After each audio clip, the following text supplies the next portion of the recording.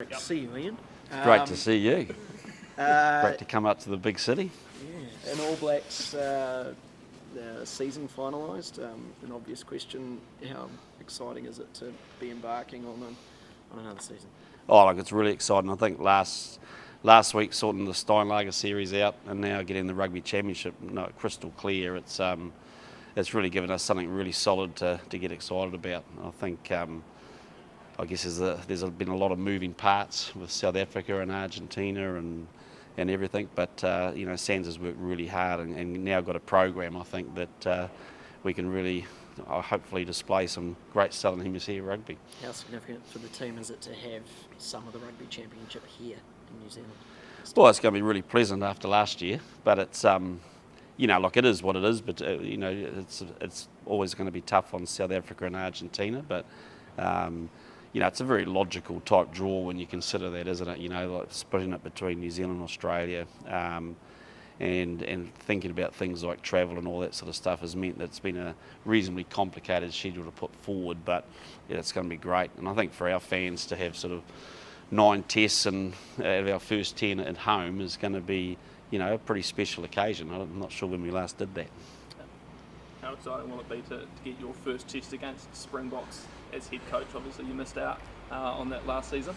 Yeah, no, I can't wait. It's it's always been a very, very special game for us, and all the numbers point to this one being even more special, doesn't it? The 100th test, and 100 years ago we played them in Dunedin, so that's going to be a pretty momentous occasion, I think. But they're the current world champions. They would have come off a Lions series, and to bring them back into the fold here is pretty special. Does it feel like this will be your biggest test as head coach so far, taking on the world champions? Yeah, well, there's a few little hurdles to climb before that, so I'll save that worry for later. But I wouldn't, I think All Black South Africa tests are special, and we really missed them last year. And I know for the players that there's always a huge level of tension and excitement about it. So having them 2 weeks here would be pretty special. Having them in Dunedin, the 100th test, same location or same city as where they first played that, I suppose takes on some extra significance for you and the team?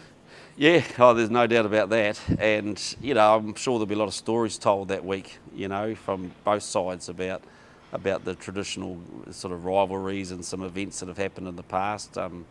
It's probably quite nice that it's not on Carisbrook, it's on the new Forsyth Bar Stadium. So, it'll be a fast game between two teams that have got a massive respect for each other. 4 tests in 4 weeks towards the end of the season. What lessons did you learn of that hectic run towards the end of last year that you can take into this year? Yeah, look, last year, clearly, 6 tests in the campaign, a lot of unusual situations. It just meant that you had to become more adaptable, and so we've gone into this year with the same mindset.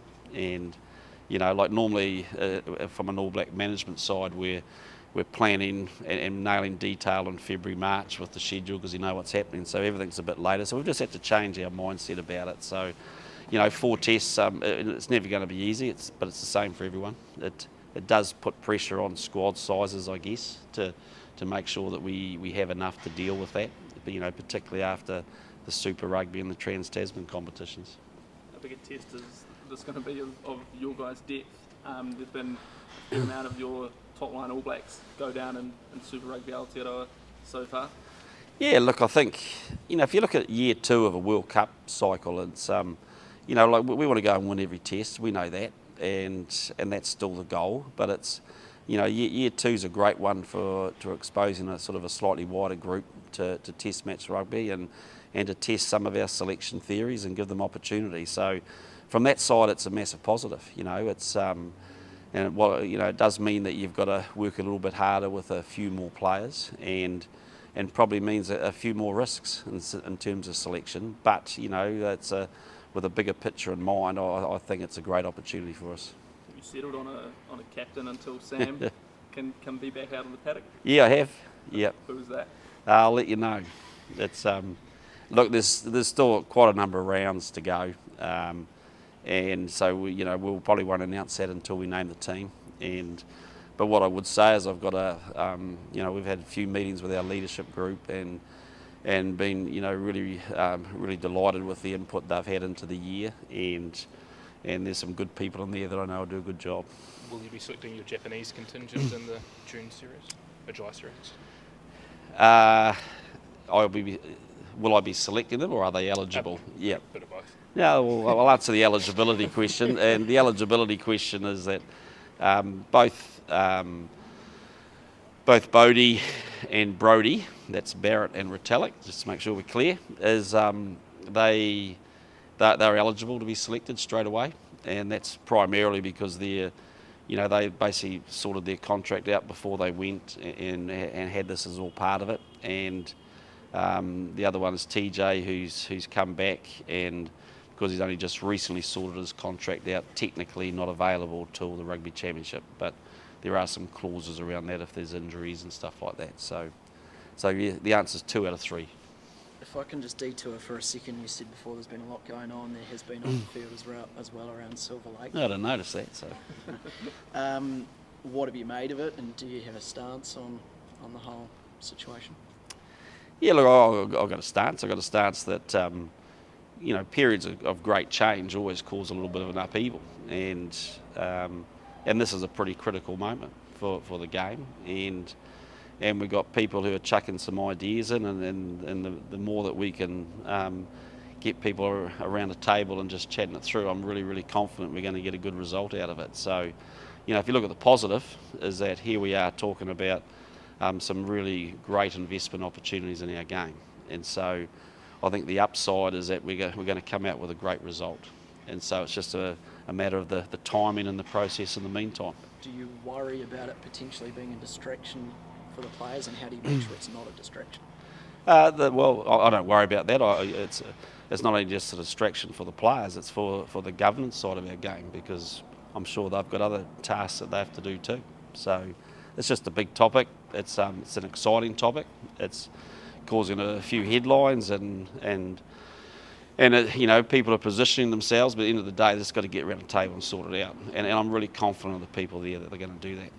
Is it playing out too publicly then, do you think? Oh, just what it is. There's no point talking about that now. It's like I said, it's like every big issue in life, and it's been well debated by people who care on both sides. As All Blacks coach, do you feel sort of stuck between the players and the board? No. Not stuck in the middle at all? No, I don't think so. I think, but I'm like everyone. We just want to make sure that everyone, at the end of the day, we make a really good decision, make the right decision for the game, and that everyone's talking to each other. You mentioned TJ before. Yep. What were those discussions like, and were you worried that he was going to go to league?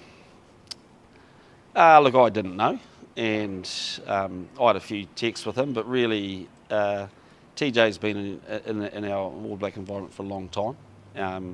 He had some choices to make, and I didn't feel that it was right he didn't need any pressure from me. If you've been here that long and you're umming and ahhing about it, then you're umming and ahhing about it. So he just had his own space and time and come up with a decision he's made. So now he's got to come, now he's made his decision, he needs to come back and get 100% on board with it.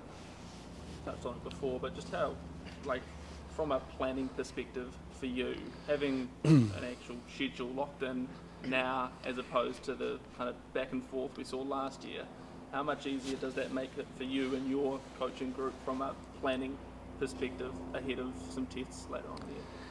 Yeah, I think you probably flip around your roles, pre-COVID and when everything was a lot more certain.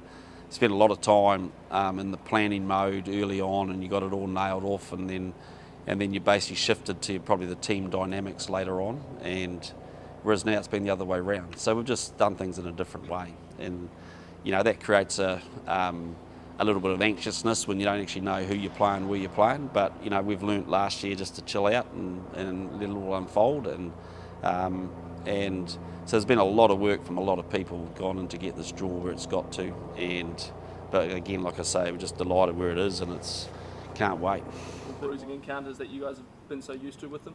Oh, look, there's no doubt. And if you look at their program of the Bledisloe Series, and that's going to be massive for them, and I'm sure they'll be well prepared going into that. And and then of course a couple of tests against Argentina and a couple against Australia before they come to us. So big test, and nothing will change. That they're very proud, and they won a World Cup, and I'm sure that's still very fresh in their mind because that was the last game they played. So they'll be jumping out of their skin getting into this year, and just makes it all exciting.